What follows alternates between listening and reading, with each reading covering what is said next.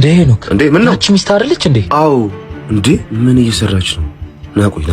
ቆይ እንዴት ተዋሻለች? ትልቅ የውጭ ድርጅት ውስጥ ኃላፊ ነኝ አላለችም እንዴ? እኔም እሱ ነበር ማውቀው። ቆይ ልደውልላት።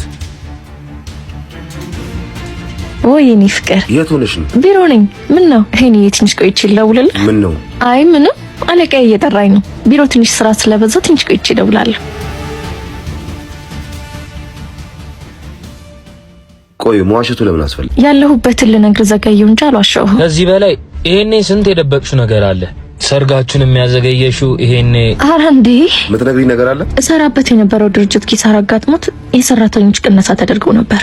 እኔ ደግሞ ከተቀነሱት መሃል ነኝ። አባቴን ለማሳከም ገንዘብ ያስፈልገኛል። ለዛ ደግሞ ስራ መስራት አለብኝ። አንተን ማስቸገር አልፈለኩም። እኔ ቤተሰቦቼ ምን ያክል እንደምወዳቸው ታውቃለህ አይደል? በዚህ አይነት እሱንም አትወጂውም ማለት ነው። ናይ ኒኒድ ቆዮኒ እንደሱ አይነት ሴት መቼም እንደማላገኝ ታውቃለህ። የአንቺ ቤተሰቦች እኮ ለኔም ቤተሰቦቼ ናቸው። ጄሪ በደስታ ብቻ ሳይሆን በችግር ውስጥ ማብረን ነው። እኔ በጣም ጨንቆኛል።